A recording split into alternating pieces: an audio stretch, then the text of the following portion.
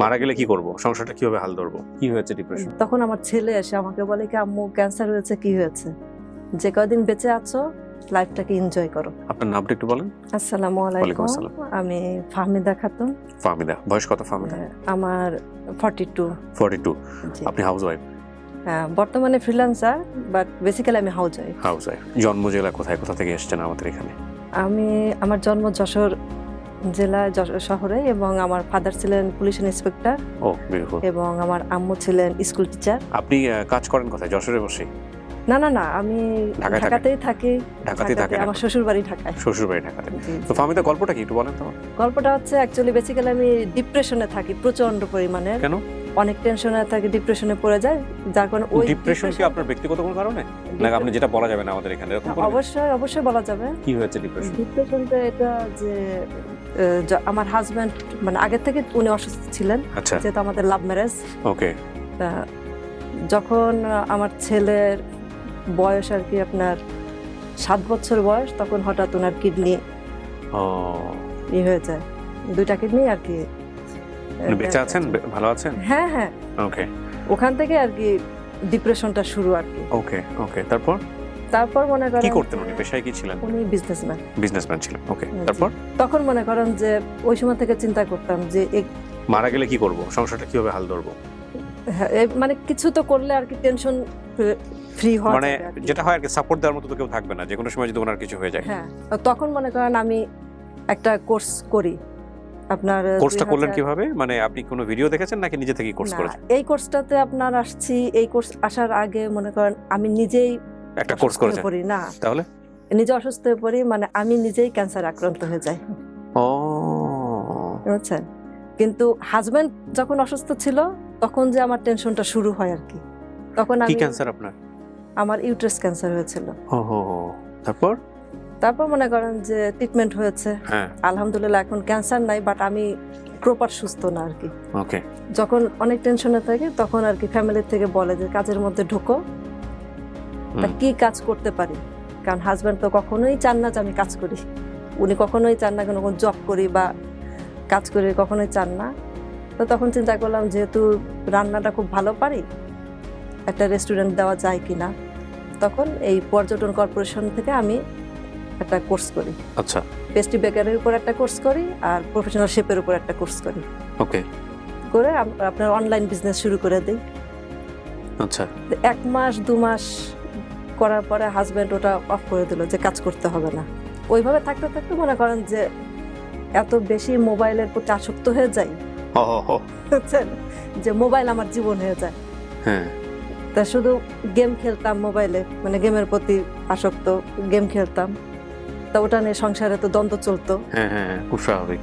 তারপর মনে করেন 2021-এ যে হঠাৎ হাজব্যান্ডের ট্রিটমেন্ট করতে যে মানে ইন্ডিয়াতে করতে যে আমি একটা আমার চেক আপ করাই, যে আমি তো সিক থাকি সবসময়, যে কেন আমি অসুস্থ থাকি। তখন ওই টেস্টে আপনার ধরা পড়লো যে আমার মেজর ক্যান্সার। ওহো, এটা তখন ওই সময়টা মনে হলো কি যে হয়তো বা বাঁচবো না। তখন মনে করেন যে মোবাইলও ফেলে দিয়েছি, সিম টিম যা ছিল সব ফেলে, মানে একা যে একটা ঘরবন্দি হয়ে যায়। তখন আমার ছেলে এসে আমাকে বলে কি আম্মু ক্যান্সার হয়েছে, কি হয়েছে, যে কয়দিন বেঁচে আছো লাইফটাকে এনজয় করো। হ্যাঁ হ্যাঁ। তখন মনে করেন আবার ওই মোবাইল, হাজব্যান্ড একটা মোবাইল গিফট করলো, আবার সেই মোবাইলে গেম গেম গেম, আবার ঝগড়া সংসারে। ওকে। তখন ছেলে এসে আমাকে বললো কি আম্মু তুমি না এক কাজ করো, অনেক আমার ফ্রেন্ডের মায়েরা তো জব করে, এই করে, তুমি তো করতে পারবো না, বাসায় বসে যদি তুমি কিছু করতে পারো তাহলে সেটা করো, আব্বু তো তোমাকে বিজনেসও করতে দিল না। হ্যাঁ, তখন আমি ওই যে মনে করেন যে ইউটিউব শুধু সবচেয়ে আপনার ভিডিওগুলো আমি দেখতাম আর অঝরে কাঁদতাম, আপনার ওই যে হারানো হ্যাঁ হ্যাঁ, এই ভিডিওগুলো দেখতাম। বাংলাদেশের অসংখ্য মানুষকে আমি কাঁদিয়েছি, এই ব্যাপারে কোনো সন্দেহ নেই। কাঁদতাম, ওই দেখতে দেখতে আপনার একটা ভিডিও আসলো সামনে, ছোট বাচ্চা ছেলে আপনার এই ফ্রিল্যান্সিং করে।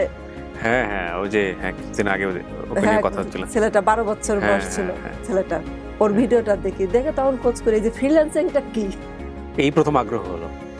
আগ্রহ হয়নি, মানে এটা কি জিনিসটা কি, আচ্ছা আচ্ছা, এর আগে জানতেনই না? এর আগে আমি জানতামই না। ওকে। তখন আর কি মনে করেন এই ভিডিও দেখতে থাকি তারপর মনে হলো কি যে ঘরে বসে যদি এই কাজ করা যায় তাহলে তো আমি যে ডিপ্রেশনে থাকি আর মোবাইলের প্রতি আমার যে আসক্তি এটা থেকে হয়তো বা বের হয়ে আসতে পারবো।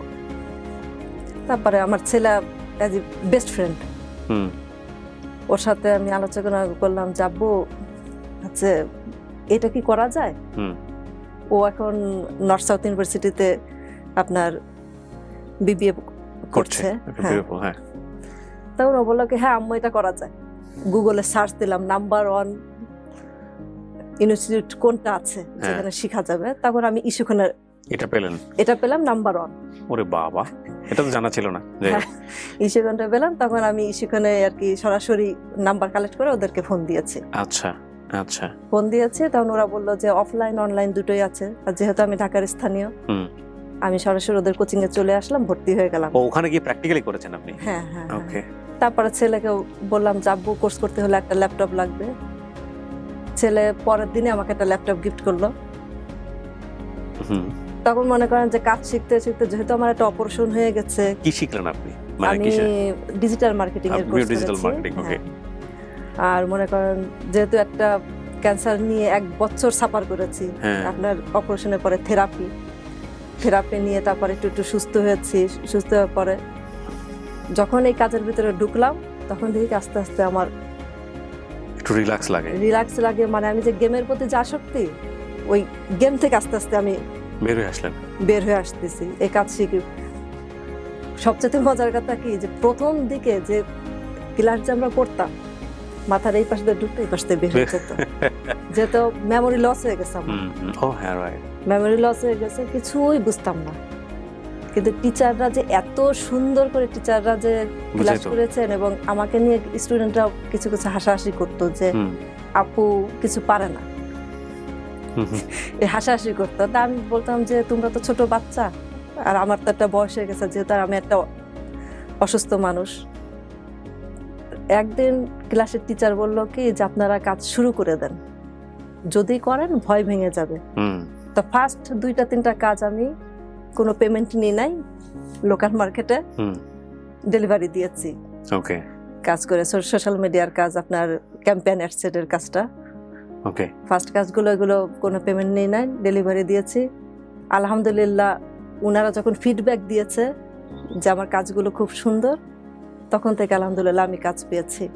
এবং ক্লাস চলাকালীন মানে আমি স্টুডেন্ট তখন 1 মাসের আর কি কোর্স কমপ্লিট করেছি। আপনার এখন ইনকাম কত হচ্ছে?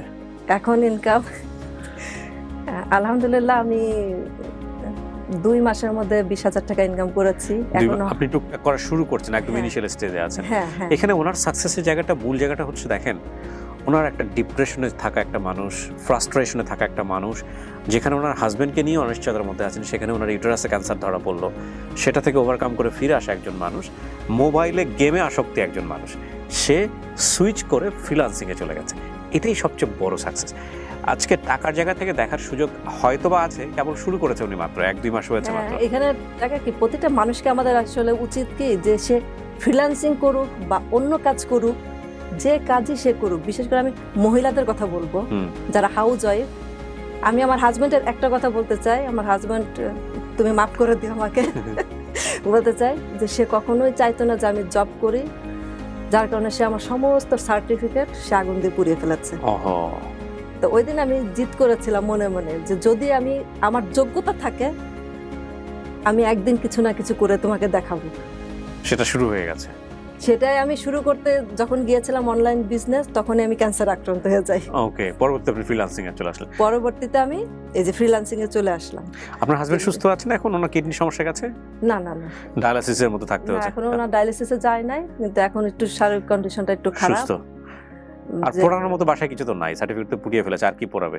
টেনশনের কিছু নাই, তো সবই পুড়িয়ে ফেলেছে। এখন কাজে কোনো সমস্যা করে না তো? এখন আপনার ফ্রিল্যান্সিং সাপোর্ট করে সে? না, সে ফ্রিল্যান্সিং সাপোর্ট করে না। কেন সাপোর্ট করে না? সে সাপোর্ট করে না। সে একটা কথাই বলে কি যে ওয়াইফ যদি কাজ করে তাহলে আমি ঘরে বসে থাকি। না, বিষয়টা এরকম না। কাজ করতে পারে, যদি সে কাজের মধ্যে ট্রান্সপারেন্সি থাকে, স্বচ্ছতা থাকে, সে কাজ করতে পারে। কারণ যে এখনো সে করে না, তুমি মাফ করে দিও প্রিয় হাজবেন্ড। তা মনে করেন যে আলহামদুলিল্লাহ আমি নিজেকে প্রাউড ফিল করছি যে আমার যেহেতু আমরা 3 বোন, আমাদের ভাই নাই, আমার বাবাও নাই, আমার মাকে যে আমি সাপোর্ট দিচ্ছি, ওনার A to Z ভরণ পোষণ আমি দিচ্ছি, হাজবেন্ডের কাছ থেকে 1 টাকাও নিচ্ছি না, এটা আমি প্রাউড ফিল করি। বিউটিফুল যে বিউটিফুল। এই যে একটু এখন মনে করেন যে টেনশন কি, টেনশন এখন ওই পাশে চলে গেছে, বাহ চমৎকার। এখন টেনশন নাই, টেনশন নাই। এখন অনেক শান্তিতে আছি। ওকে চমৎকার। যে তার মানে আমরা- আমি কিছু না কিছু হলো আপনাদের উপকার করতে পেরেছি ভিডিওর মাধ্যমে। হ্যাঁ, মনে করেন যে মানুষ অসুখ থাকুক, বিসুখ থাকুক, যাই থাকুক, কাজের মধ্যে থাকলে তার ডিপ্রেশন থাকে না। আজকের এই দুনিয়াটা হচ্ছে কাজের দুনিয়া। বিশ্বাস করেন, আপনি যেই ফর্মই করেন না কেন, ফ্রিল্যান্সিং এখন ঘরে বসে মানে আপনার যোগ্যতা অনুযায়ী আপনি আয় করতে পারবেন, সেটা যেখান থেকে আপনি শেখেন না কেন। এই শিখন এখানে একটা বেঞ্চমার্ক তৈরি করেছে।